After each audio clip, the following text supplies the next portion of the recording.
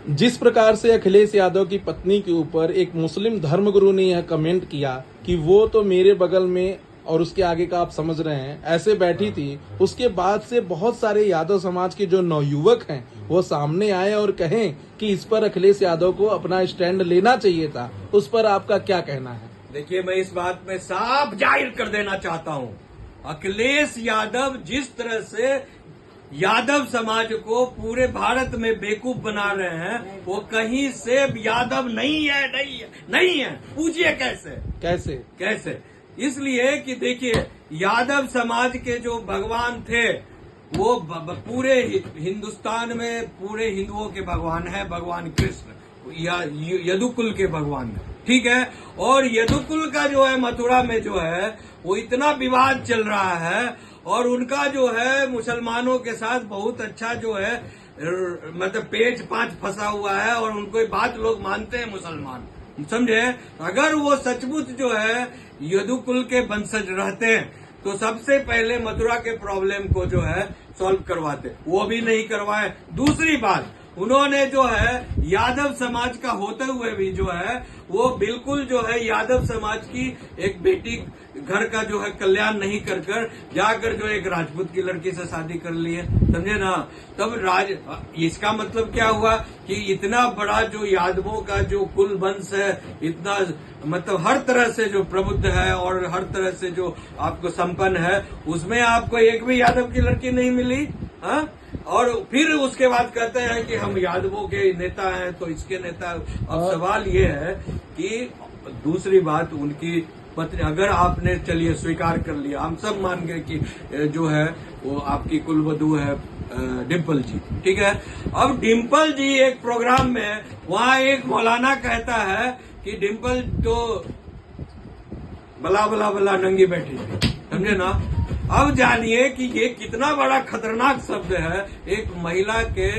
मर्यादा के लिए, समझे ना। कि मस्जिद में जाकर कोई मौलाना जो है कमेंट्री में कह दे कि आपकी पत्नी जो है बला बला बला नंगी बैठी हुई है, उसको तब इससे सचे डेरोगेटरी रिमार्क्स, इस तरह के रिमार्क्स को जो है अखिलेश यादव ने एक बार भी कंडेम नहीं किया, एक बार भी इसके खिलाफ एक शब्द नहीं बोला। इसका मतलब क्या हुआ कि आप अपने परिवार को भी, जो परिवार की मान मर्यादा को भी जो है न्यौछावर कर दिए हैं, सिर्फ एक कौम जो है मुस्लिम कौम को खुश रखने के लिए कि भैया हम एक लाइन बोल देंगे तो मुसलमान कौम का वोट चला जाएगा हमारे हाथ से। इसका मतलब ये हुआ। दूसरी बात, जो ये जो है डिम्पल यादव जी जो भारतीय संस्कृति में पूरा बिलीव करती है, भारतीय संस्कृति को मान सम्मान देती है, उसको जो भी वो जो है कहते नहीं, आप उसी तरह से अपनी वेशभूषा रखो जिस तरह से मुसलमान इस्लामिक लोग रखते हैं। इस्लामी लोग क्या है, चूड़ी नहीं पहनना, बिंदी टिकिया और सिंदूर नहीं करना, इस तरह से वो रहती हैं। तो अब ये बताइए कि ये कहाँ का जो है आप एक नेतृत्व दिखा रहे हैं, समाज को क्या कहना चाह रहे हैं, पूरे यादव समाज को क्या संदेश देना चाह रहे हैं कि हम जो बहू लाए, जो पत्नी लाए घर में, उसको भी जो है हम एक अपनी भारतीय संस्कृति के अनुसार जीने खाने का अधिकार, पहनने ओढ़ने का अधिकार नहीं देना चाहते। ये बहुत बड़ा सवाल है। अखिलेश यादव जी कृपया सुधारिए और यादव वंश को जो है, यदुवंश भारत का सबसे बड़ा और प्रेस्टिजियस वंश है, उसको जो सम्मान दीजिए और रीति नीति के हिसाब से रहिए और सबको सम्मान देते हुए। ये कास्ट वाली जो आपकी जो राजनीति है, माई समीकरण है, पीडीए समीकरण है, वो ध्वस्त हो चुका है। आपकी असलियत सब कोई जान चुके हैं, इसीलिए लोगों को ठगना गुमराह करना बंद कीजिए। आपको क्या लगता है कि आगे आने वाले समय में जैसे इफ्तार पार्टी में कोई नेता जाता है तो उनकी वेशभूषा में जाता है, टोपी पहन के जाता है, तो क्या लगता है कि आने वाले समय में जो नेतृत्व करती हैं नेत्री, वो जब जाएंगी तो क्या बुर्खा पहन कर जाएंगी? वही तो सवाल सबसे बड़ा है कि आप जो 57 मुस्लिम देश है वहां भी आप जाइए तो वहां भी कोई बुर्खा का प्रचलन जो है नहीं के बराबर है, सिर्फ 2-4 देश को छोड़कर। यहाँ कहते हैं कि गाना सुनना, टीवी देखना, पहले कहते थे टीवी नहीं देख सकते जी, गाना नहीं सुन सकते हैं जी, डांस नहीं कर सकते हैं, और उन्हीं को वहां पर चाइना में जो है जो अलर बलर मौलाना बोलते हैं तो उनको जो है स्कर्ट पहनाकर वही गाने पर नचाया जाता है। और सवाल ये है कि इनके दिमाग को एक जो है विरोधित रूप दे दिया गया है, विरोधित थॉट दे दिया गया है, और कहा गया है कि भारत जो है डेमोक्रेटिक सेकुलर कंट्री के नाम पर इसको जितना तबाह कर सकते हो करो, डेमोक्रेसी के नाम पर जितना बच्चा पैदा कर सकते हो करो, और बच्चा पैदा करने का एक ही काम है कि यहाँ पर सब कुछ। अभी मैं एक वीडियो देख रहा था, वहाँ मौलाना कह रहे हैं कि मेरे 8 बच्चे, मेरे भाई के 8 बच्चे हैं, मेरे तमाम जो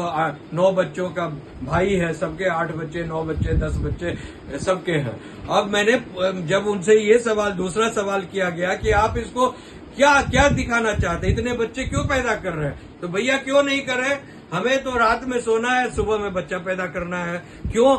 अब इसमें वो कह रहे हैं कि भाई क्या जरूरत है इतने बच्चे पैदा करने की, तो भैया क्यों नहीं पैदा कर रहे, हमें तो खाना फ्री मिल रहा है, हमें पढ़ाई लिखाई बच्चों का फ्री मिल रहा है, स्कूल का बैग फ्री मिल रहा है, जूता चप्पल फ्री मिल रहा है, साइकिल फ्री मिल रहा है, बड़े हो रहे हैं तो लैपटॉप फ्री मिल रहा है, स्कूल में फीस नहीं लग रहा है, और वो टॉयलेट फ्री मिल रहा है, इंदिरा आवास योजना, क्या क्या प्रधानमंत्री योजना में घर फ्री मिल रहा है। तो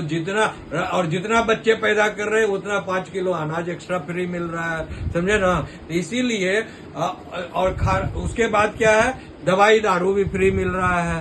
तो हमें क्यों नहीं बच्चा पैदा करे, तो सरकार को इस विषय पर सोचना चाहिए कि लोग जो इस मनोदशा से ग्रसित है, जहां पर सब कुछ फ्री मिलने के कारण ज्यादा बच्चा करने के लिए एक तरफ ये लोग लगे हुए हैं, और फिर लास्ट में उनको ये बात को एडमिट किया उन्होंने,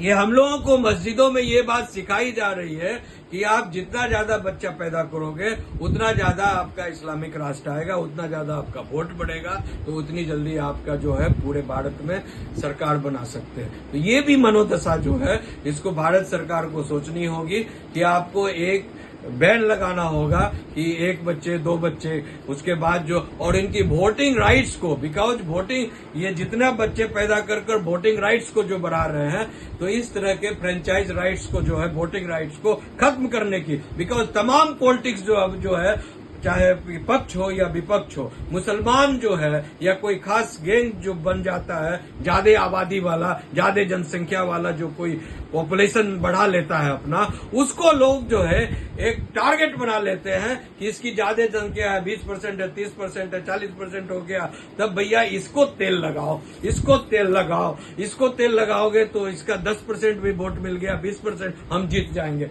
यानी ऐसे हो, चाहे वो महा क्राइम करने वाला कौम हो, या फिर जो है देश में किसी प्रकार का डेवलप का जो एड करने वाला कौम नहीं हो, सपोर्ट करने वाला कौम नहीं हो, लेकिन सिर्फ जनसंख्या बढ़ा लेने के कारण उनकी महत्ता बढ़ जाती है। तो ऐसे